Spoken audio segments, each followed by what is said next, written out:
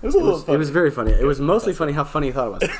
All right, we are recording now. We are recording now? Yes, we are. Johnny's making jokes backstage here. This is Jonathan Backstage, we're not on the Lightheart, also known as the Ogre. The Ogre. You might notice we don't have Landon and Nate here today. I am traveling, so we decided to get a couple of podcast episodes down here in St. George, Utah. Yeah. Where Johnny is located.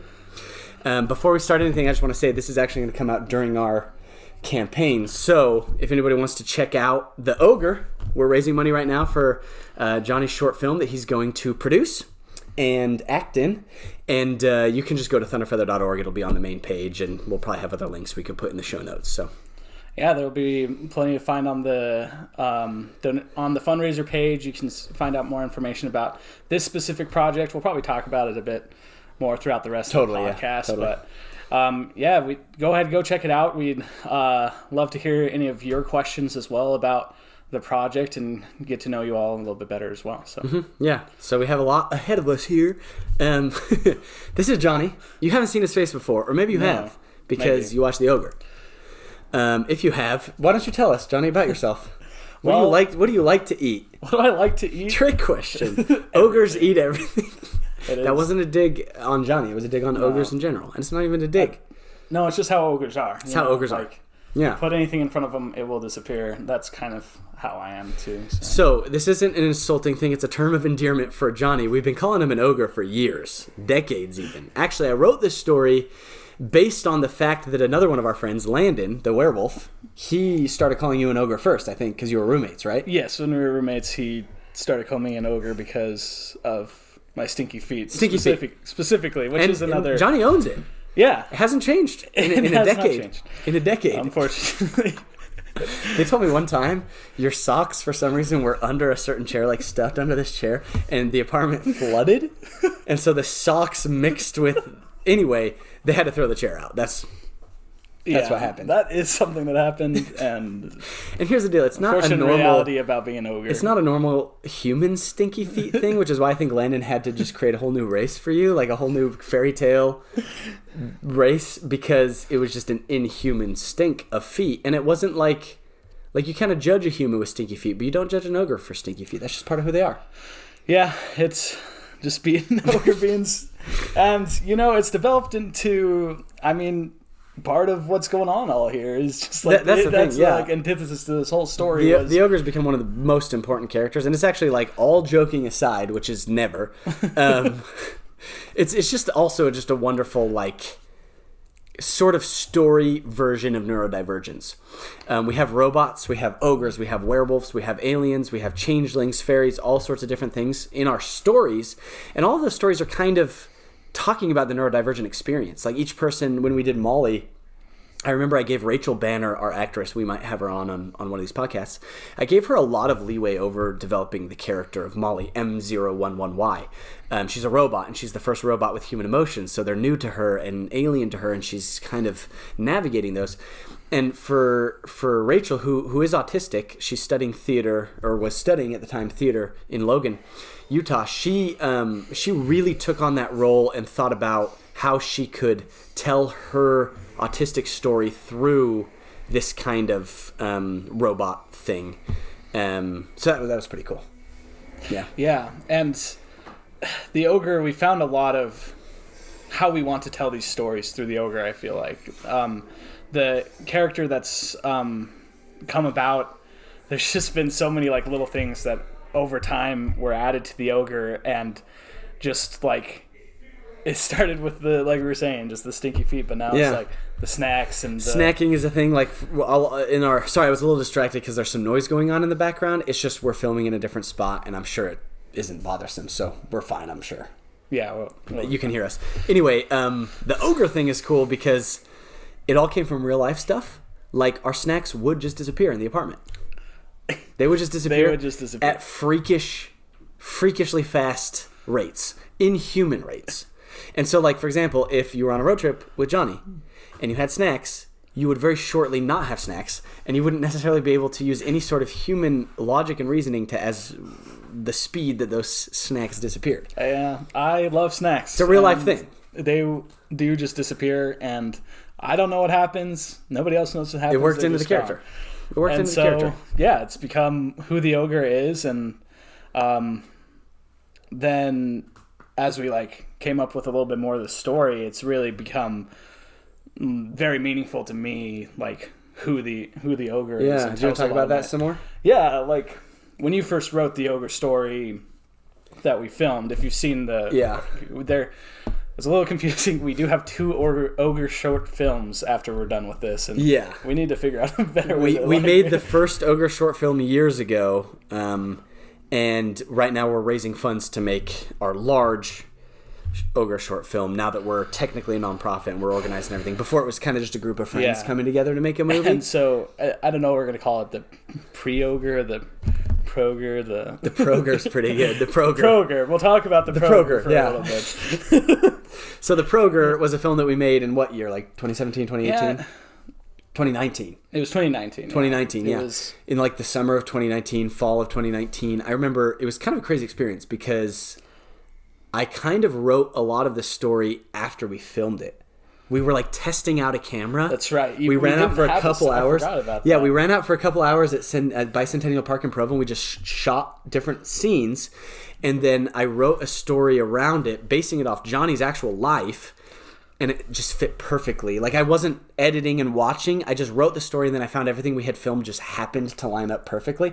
And if you watch that movie, it looks like it was filmed for the script, but the script didn't even exist until after we filmed it. It was very cool. We were just going out, and I was being an ogre, and we like had a slight idea with like the nymph character as well. Yeah. But that was like it. And the werewolf too was involved, I guess. But yeah, he was our tie to the other short films we did, the Thunderbird and Ziggy. If you haven't seen them, he's the same werewolf character that shows up in those. So we just it was fun, and it just like really worked a lot better than it should have for what. That's the thing. That's the thing. The main thing about Thunderfeather, if you've been on any of the projects, you know this, and if you're going to be on any of the projects, you can expect this. Is that like things that absolutely should never, ever, ever work out just happen to come together, and it's like we have really bad luck. Everything goes wrong first. Everything that can go wrong does go wrong, and then at the 11th hour, when everything's just insane, it comes together and creates something even bigger and better than we had planned. Like that's something that I realized as a director. You start directing, you want creative control, and you want to just like have everything fit to your vision. But I started learning that like our projects became so much more interesting and diverse and beautiful, and reached levels I never would have reached on my own because of the parts that other people put in, because of the things that they suggested in the moment. And we filmed a little bit of the second Ogre short film in preparation for this. Like we've been filming some more Ogre stuff, and we'll include clips of that in kind of the materials for our fundraiser. But I remember there were a lot of moments on set too when you and Landon, who played the werewolf, was also playing a puppet character, Fox. There were so many things you came up with on the spot that were not written into the script, but they were so much better. They were so much better. And I just thought that was such a cool thing to see that collaboration create just magic, really.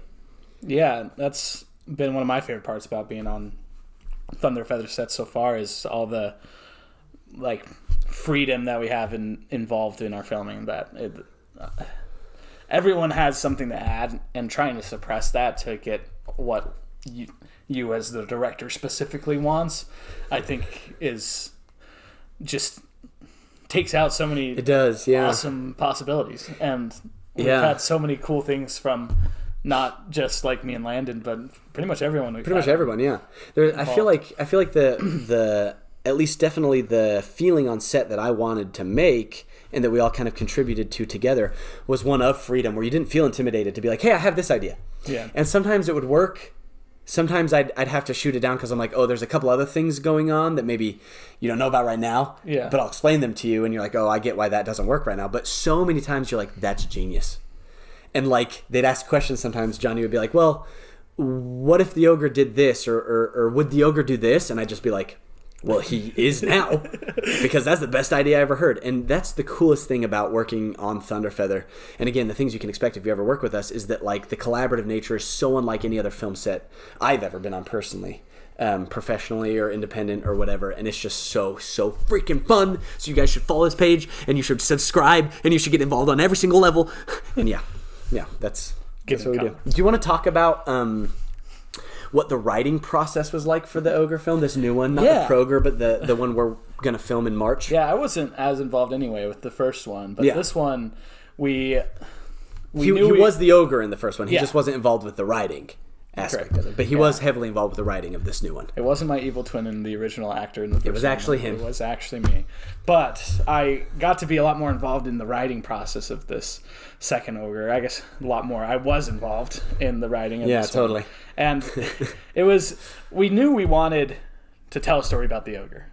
And we kind of started there, and there's a couple different ideas. I forget what it took, but one of the first things that happened was we're like, we should send him on a quest, but what's like the stupidest quest we can send him on? Totally, and yeah. And we landed on this idea of the Ogre going on a quest to find the best chicken sandwich in the universe, which is a very Ogre quest. Very Ogre quest. And I remember it was sort of inspired by the fact that years and years ago when we were roommates, I don't know if you and I were actually roommates or if I took your spot in that apartment. I can't remember. Yeah, we never roomed. We were roommates with Landon and everything from the other, the werewolf guy. But yeah, this is like, let's reference Landon the whole time podcast. It's just, we've talked about it like 8 times. But anyway, you worked at JCW's back then when you were in college. That's right. That is where you worked at a sandwich shop making like food and stuff. Yes. And that was one of the inspirations for the Ogre, working at Mediocre Chicken Sandwich Incorporated. Yes. Which you can actually buy this shirt. This isn't like an ad, but on thunderfeather.org you can buy one of these shirts, and it's actually printed better than this, so this is one of our early ones. Yeah. But they're super fun, and they get a lot of questions if you walk around. People are like, what is that sandwich shop? I want to go to it. Maybe it'll exist in real life someday. Maybe we should. Maybe when we have like a facility, we'll call the cafe Mediocre Chicken Sandwich Incorporated. We don't know. We'll see. Well, but we should. It's happening. Anyway, we came up with that idea to start off with. Yeah. And then...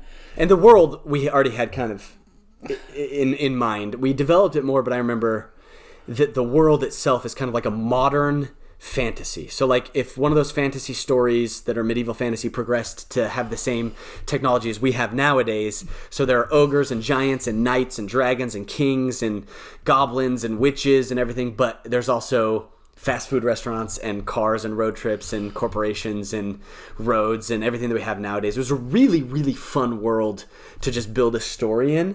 And it was a world that sprung up around this character that we had created. The Ogre came first and then his world followed, which was so super cool. Yeah, and in doing that, we realized that we could take a lot of inspiration from D&D specifically. Absolutely. It was one of the it's heavily D&D inspired. main inspirations, and as we're telling this story, zany, crazy, quirky D&D quest is the feel of the Ogre. That literally anything can happen, and it also led to this idea of like the protagonist existing in the world, but like people knowing that they're a protagonist. Yeah. So the Ogre isn't the main character in the story. That's the main point. He's a side character. So he's the main character of our story that we're telling, but in his world, he's just a side character. Him and his friend Fox, who's a puppet, they're just side characters. There is a protagonist. Her name's Penelope. She's this dragon-slaying knight lady who's super cool, and the story's not about her. She shows up, but the story's about this side character and how the side character becomes the main character is the real story, which we found out during the writing process. Yeah, we realized it wasn't so much about the chicken sandwich quest, which it is about, but it's about the journey of becoming a hero, or more specifically becoming something that you don't think is possible. Yeah, totally. That for the Ogre, his reality is, I'm not a hero. I can't be a hero. Ogres are not heroes.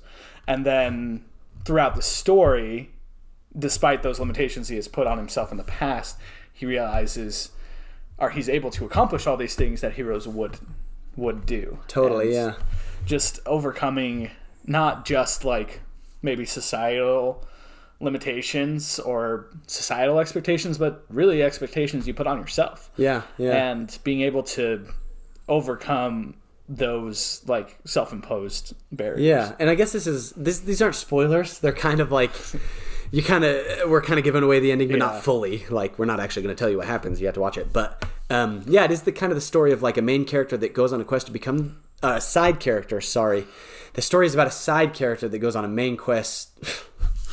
You got this. The story is about a side character that goes on a quest to become the main character and realizes he was the main character all along. That's the point, is he never was a side character. He just thought he was. And that's a very human story. There's so many people out there who are being, right now, they're acting as the side characters in their own story.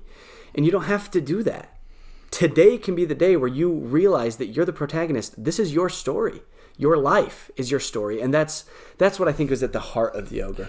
Yeah, I think for me personally, there's a lot of importance in this idea of active decisions versus, or playing an active role in your life versus letting life control you. Yeah. I think for a lot of my life personally, I spent a lot of time in that kind of life's just going to throw at me what it wants to, and I'm just going to respond to it. But it's really empowering to make decisions based on what you think can actively change your life. Take that active role as that person rather than letting the world control you, basically. Yeah, which I think is just such a beautiful human story that applies to everybody. I remember as we were writing, we were like on a whiteboard writing the story of the Ogre. And we just kept running into like walls. And if you're a creative person that's ever tried to write anything, this is like an understandable moment. But do you remember, like, there were some things that were just like, I have no idea what should happen, and I just don't know what happens next, and I don't know what they're supposed to do in this situation. It's not coming together creatively. And I think, unfortunately, a lot of writers hit that point and don't care, and then make them into Disney movies or the movies that Disney is making nowadays. Not to trash anybody, but they suck. Mass if you're watching this, I'm sure you're a great person. I'm talking Disney makes a lot of great stuff. I don't want to call them out, but they also make a lot of stuff that obviously was a first draft, a rough draft script, and they just didn't bother doing any final drafts or revisions because they knew it was going to make a bunch of money anyway. And then they kind of flop sometimes, and that's a little more satisfying. But we're seeing kind of this attack on creativity, in my opinion. And again, I don't want to call anybody out, but those practices are things that we try to combat in Thunderfeather. No, and it's easier. Yeah, it is easier. It's really, it's not about like anyone trying to take advantage of the system. It's cheaper. It's easier. Why do a final draft when a rough draft will make the same amount of money? I get it. Yeah. I totally get it. But that's not art. That's a business, and this is a business, but it also should be art. You know. Yeah, it's kind of the tricky thing with like so much money being involved with movies out there. It's and we've seen that it could definitely affect the creative process in some ways. And it's you can't blame them for having a business plan. No, not at all. But we definitely have a hunger for just authentic stories and storytelling and art right now. And it's actually kind of given us a good niche to fill, because that's what we're doing with our stories. You know, that's what we're trying to do. So it's not all bad that there's that need. You know what I mean? No, there's always been a need for great stories. Like throughout all of human history, it's always what's brought people together, and that's why it's so important to us to tell these stories. Yeah. Is that everyone needs not only to hear the stories, but also be able to tell their own. Definitely, yeah. And so, when we kept running into those walls when we were writing this story, I remember in the moment devised a tool that I've used 100 times since then that's so super effective. So if you have writer's block, if you run into something, this is so effective. We were sitting there and we didn't know how to end the story. Nothing that we suggested was pulling it together thematically, or it wasn't funny enough because it's a funny story, it's a comedy, or it didn't have enough heart. We just couldn't find the right moment. So I remember we were just kind of fed up. I remember I sat down, I looked at Johnny, and I said, what is the stupidest thing that could happen? And we mentioned this a little bit earlier, like what's the dumbest quest they could go on?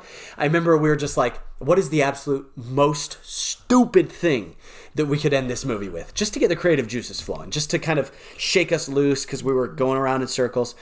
And then I remember, I think Johnny's just like, well, this could happen. And I was like, it could. That's actually a pretty good ending.